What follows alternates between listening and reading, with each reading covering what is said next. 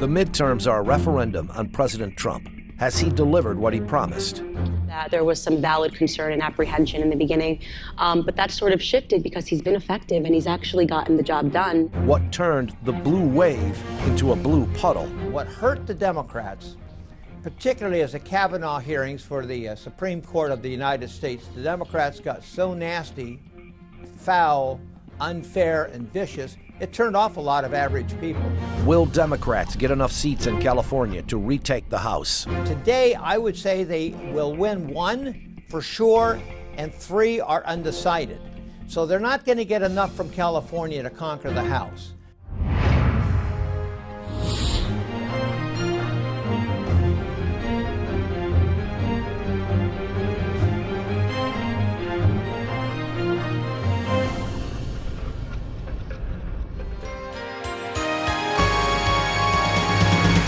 Welcome to Zooming In. I'm Simone Gao. Midterms are a referendum on the sitting president. Then how is President Trump doing? In February 2018, Time magazine had an article titled, "President Trump ranks last in presidential greatness, according to historians." President Obama, on the other hand, jumped up 10 places in rank since 2014. However, in Obama's first term, his party lost 63 seats in Congress during the midterms. The estimated loss for Trump's party is around half of that, or even less. The mainstream media's coverage of Trump is 92% negative, but American citizens' confidence in the economy more than doubled that of the Obama era. The elite got 2016 wrong. Will they get 2018 right? The American people are eager to speak again. What is their message? Let's explore these questions in this episode of Zooming In.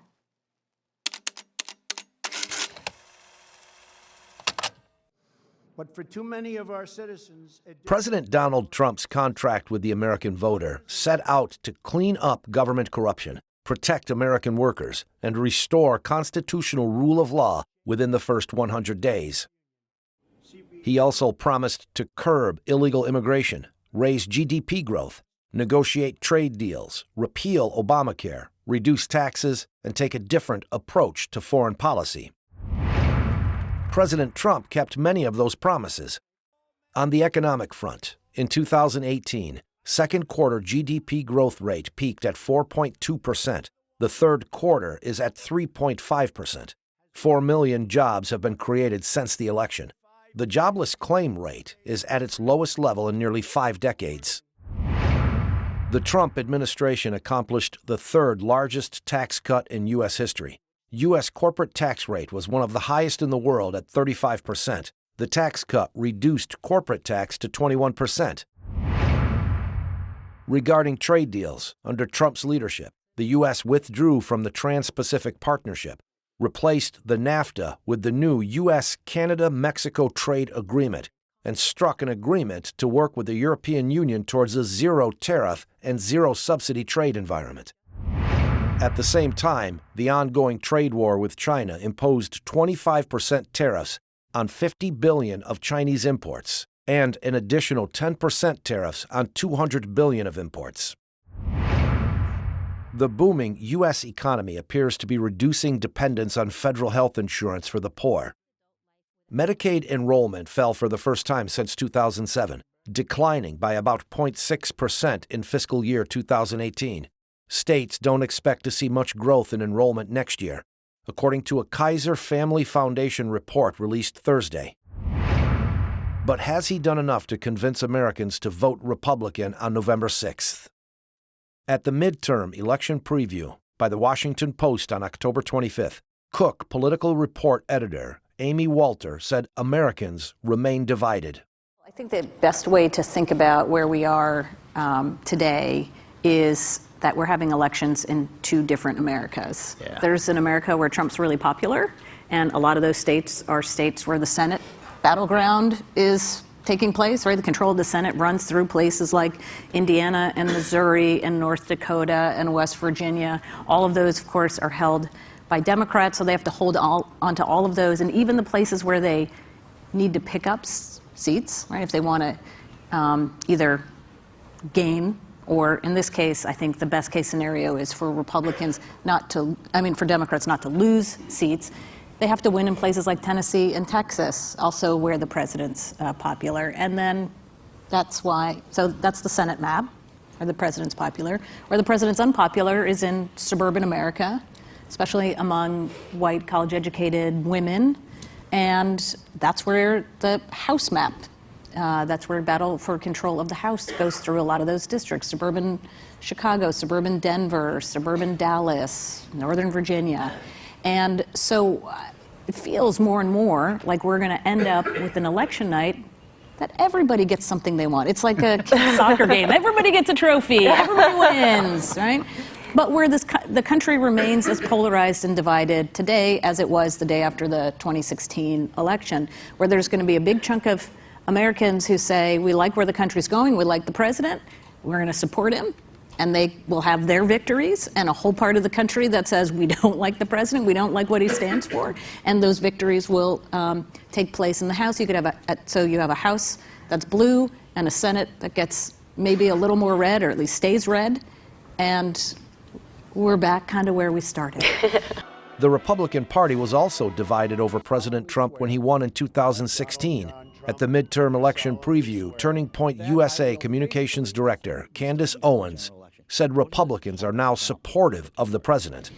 I actually think that the Republican Party is at long last coming together, and they're fighting. I think obviously in the beginning... Coming together around Trump? Yes, for sure. They're coming together around Trump. I think in the beginning there was a lot of apprehension. He's a president this sort of president that we've never seen before in this country.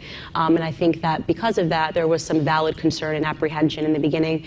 But that sort of shifted because he's been effective and he's actually gotten the job done. And now we're talking about differences stylistically. You'll hear amongst people, oh, I wish he wouldn't tweet.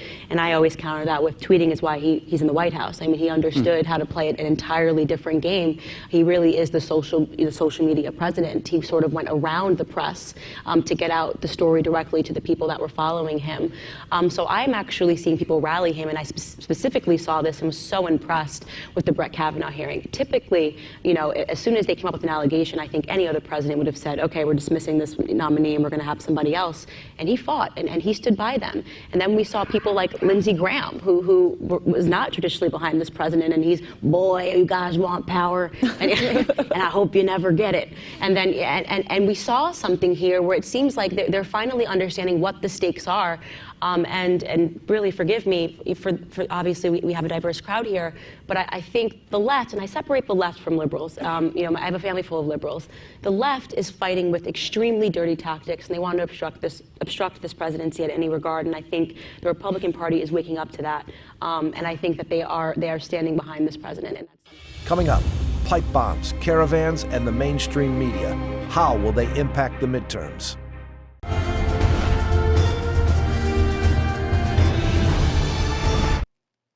For another perspective, I spoke with Sean Steele, Republican National Committeeman from California. Can you tell me your overall assessment of the race right now? How likely do you think the Democrats will take the House, and what about the Senate? Well, let's start off with the good news. The U.S. Senate is going to have some big surprises with old line phony Democrats losing their seats. And we're expecting maybe a loss of 1 seat, but a pickup of 5. So that's a net gain of 4. So we're going to go from 51 senators to 55. That's a big, big number, and much better people. We had troubles through the summer, but the Kavanaugh hearings, the talk about impeachment, and the roaring economy are the big 3 factors that's helping us in middle America, particularly in the Middle West. So that's good news. The House is more problematic. We have 435 House seats in America. They're all up for election. And there's been a tremendous amount of hatred from mainstream media against Trump. They never wanted Trump to win. They never expected Trump would win.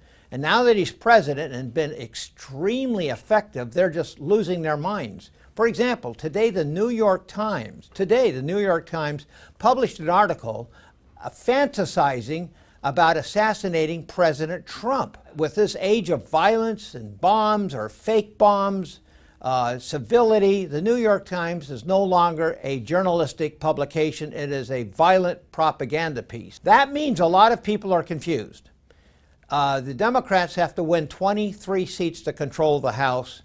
If I had to bet, they might control it, they might get it, but it's only going to be by less than 10 votes. Every seat that I see that's up for contest, all the ones that are at risk for Republicans, it's plus or minus 3 points. So it's going to be just a feather toss, or something very strange could change the election. Republicans probably have a 40% chance, and I'm being candid, of winning the House. But the Democrats, if they win, it's not going to win it by very much. And so it won't give them that much power. Right.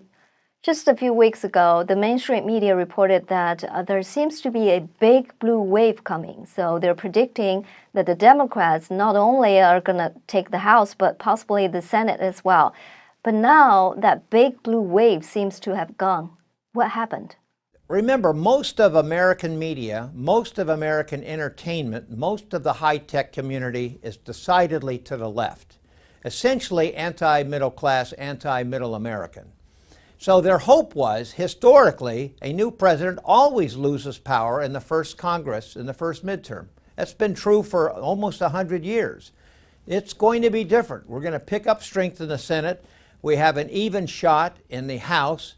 So the blue wave turned out to be a blue ripple, if at all. What hurt the Democrats, particularly as the Kavanaugh hearings for the Supreme Court of the United States, the Democrats got so nasty, foul, unfair, and vicious, it turned off a lot of average people. The bigger story is the 7,000 young men that are marching to the American border from Honduras. This is existential. This is a different type of level. It's like a barbaric invasion that, well, let's take some Chinese history. When the Mongols came to China, if they didn't ask permission, yet you built a great wall, but they kept coming. And they're called a horde, H-O-A-R-D. There are huge numbers of young warriors that are looking for fame and fortune and women, frankly, and they invade another civilization. They invade another country. We are now beginning to witness that coming in from Central America, and there's a group already forming in Honduras now. So there's now 2 groups on the way to the U.S. This will continue for decades unless Trump can stop them at the border. So this is not just a temporary problem, it is a permanent invasion issue. And at the same time, we have 4 million legal, qualified people that want to come to America. Most of them are Asian, many of them Chinese, and they can't come because of the illegals from south of the border. We want the legal immigrants. We need at least 1 million a year. Half of them are Asians. We want them. We need them. We need to have their energy, their talent, and their brains. The mainstream media's coverage of President Trump is 92% negative. Do you think that has impacted his public approval rating? That's a great question. Of course it's impacted his approval. People that don't read the news just sort of hear, or they think, oh, nobody likes Trump, so I guess I don't like him. But the days of mainstream media controlling American thought diminishes literally every day. There used to be 3 networks where 90% of the Americans watched and got their news. There are now hundreds. Epic NTD is another example of whole new media that millions of people listen to get honest news. We're seeing a revolution when it comes to news, so the mainstream media is less relevant and less influential. Secondly, most Americans in multiple polls don't trust mainstream media. Most Americans now believe it is propaganda, and they are correct. Thirdly, Trump uses the Twitter. There are thousands of conservative websites and blogs that are putting out a completely different story. Most people that I know do not depend on the New York Times for news or ABC TV. They go to Drudge, they go to National Review, they go to Epic, they go to NTD, they go to other sources for honest information. And that's what's happening. So their power is much weaker than it used to be. Coming up, the fight for California's House seats.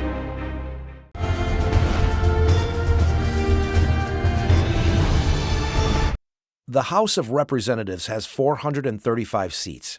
53 of those seats are in California. The old saying, "So goes California, so goes the nation," is relevant for this midterm election. 1/3 of the seats Democrats need to retake the House are in play in California. How Californians vote could decide which party controls the House. I asked California Republican National Committeeman Sean Steele what he thinks will happen. 1/3 of the seats Democrats need to flip to regain the House are in California. So do you think Democrats will overtake those seats in California? Excellent question. I am California. I'm the committee man for the Republican Party from California. And you're correct. 1/3 of their possible seats are in California. They would have to win half the Republican delegation. There's 14 Republicans. They're targeting 7. They will not win 7. Today, I would say they will win 1 for sure, and 3 are undecided. So they're not going to get enough from California to conquer the House. Chances are we have a good, young, anti-communist, young Kim, who's running for a seat that we thought we were in trouble. She's now ahead. Dana Rohrabacher, the Newport Beach congressman we were worried about, he's slightly ahead, but Bloomberg just put $4 million, a super billionaire, Bloomberg just put $4 million against one congressman last night, Dana Rohrabacher. But Newport Beach is pretty conservative. So the Democrats are spending between $60 to $70 million in California alone to beat up Republicans. It's about $9 million apiece. This is big stakes. $9 million can buy a lot of power, but when you have $60 to $70 million going after 7 congressmen, that's enormously powerful. Now, we're not alone. We have our own armies. We're on the ground. We have our own voters. We have headquarters everywhere. It's a classic battle, and nobody's ahead decidedly. I would say of the 7 seats, 4 are safe, 2 are in danger, 1 may be lost. So that's not going to do it for Nancy. She's going to have to get power in other states. So what race will you be watching on the election night? Well, I'm going to be focusing mostly in Orange County. I'm going to be looking at across the country. I'm going to be looking happily at North Dakota, Tennessee, Nevada, Arizona for U.S. Senate seats. Very excited about Florida. Very excited about Indiana and Missouri. So there's some really good opportunities that might flow our way. Much better than just picking up 4 seats. We may pick up 7. I mean, it could be quite historic. I'll worry about the House, but I know Orange County, California the best, so I'm going to be looking at Dana Rohrabacher and young Kim. If Democrats retake the House, how would that affect the rest of President Trump's term? If the Democrats take over on the Pelosi, there's no such thing as a moderate Democrat.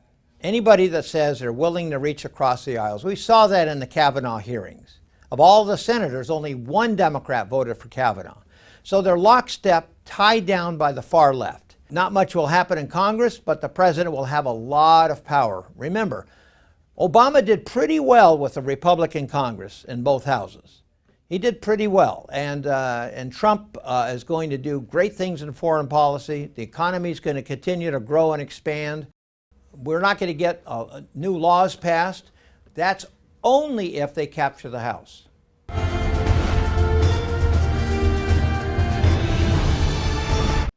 The 2016 presidential election was a big surprise to mainstream media and much of the country.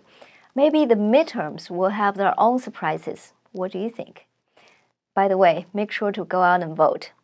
Thanks for watching Zooming In. I'm Simone Gao. See you next week.